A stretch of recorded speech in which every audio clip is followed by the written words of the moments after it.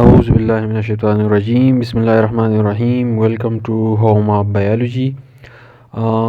نننې زمونږ ټاپک ما راغستی دی د کلاس 10 د بایولوژي د فرست چپټر نه ریسپیریټري ډیس آرډرز ټاپک دی. خو په ریسپیریټري ډیس آرډرز کې اولنی کوم ټاپک چې دی برانکایټس، هغه ټاپک چې دی دا به زه نن تاسو سره ډسکس کومه، تاسو پې وکومه.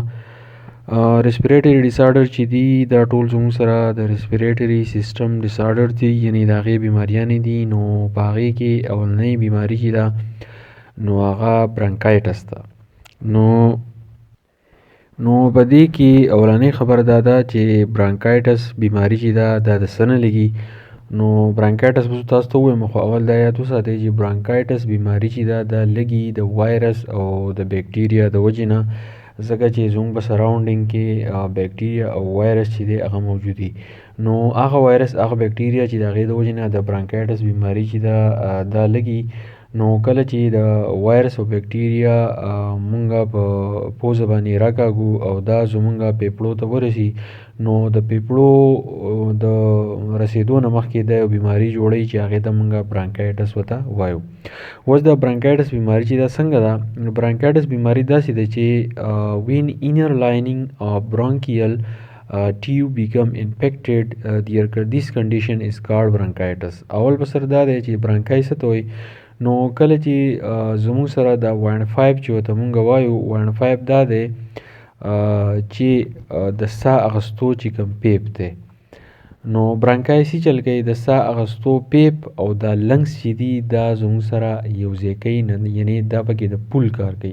څنګه چې مونږ په پوزه باندې ساه راکاږو نو دا ساه چې دی دا ډایرکټ کوشي 1.5 ته. نو د دغې 1.5 نه دا بیا ځي لنګس ته، خو لنګس ته ډایرکټ نه ځي، د لنګس ته ځي د برانکای په ذریعه. د برانکای چې دی د برانکای مثال چې دی دا د یو پیپ دی، یعنې دا یو پیپ دی.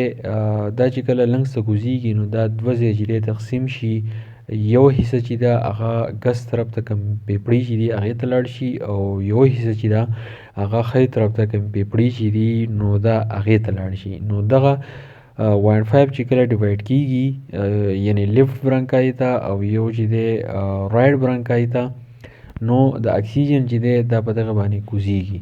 کله چې د دغې برانکای دننه طرف ته کوم والز چې دي هغه چې کله زخمی شي نو د هغې د وجې نه کوم بیماري چې راځي نو هغې ته موږ برانکایټس وایو. یو بیره ته بیا وایم، ګس طرف پیپړو ته او ښی طرف پیپړو ته چې کم پیپونه کوز شوي دي د 1.5 نه، هغه چې دننه طرف ته کله زخمی شي نو دغه بیمارۍ ته مونږ بیا برانکایټس ورته وایو. دا چې کله زخمی شي نو بیا دې څه اثرات دي؟ اثرات به شي reduce amount of air and oxygen that can flow into lungs.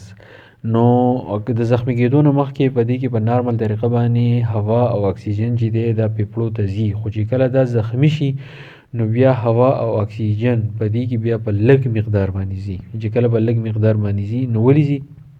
هغه ځکه ځي چې هلته کې برانکای چې دا هغه زخمی شوي هغه کې پړسوب راغلی، چې پړسوب پکې راشي نو د دې مثال د پیپ دی. لکه پیپ چې دننه طرف ته تاسو زور وکړئ، دا پیپ چې دی د دې د لاره چې ده تنګه شي، نو دغه شان د دې برانکای کومه لار چې ده هغه چې دی تنګه شي، نو چې کله تنګه شي نو باقي بیا هوا او اکسیجن چې دی په صحیح طریقه باندې چې دی لنګس ته په صحیح طریقه باندې بیا نه رسي. چې کله نه رسي نو د دې ریزلټ پسې چې کازز هیوي میوکس اور پلیجم. نو کوم انسان ته چې برانکایټس بیماري وشي نو چې کله دې ټوخي کوي نو د هغې سره دا چې د بیا خراج کې چې دی راوځي، نو خراج کې چې دی موږ ورته پلیجم چې دی دا ورته وایو. نو دا برانکایټس بیماري وه، یو وړوکي شان ټاپک و، شارټ کوېسچنو کې چې کېدی شي راشي. زه امید کوم تاسو په دې ویډیو باندې چې دی پوه شوي. که زما په چینل نوي نو زما چینل چې دی ضرور سبسکرایب کړئ. تھینک یو، ډېره زیاته مننه.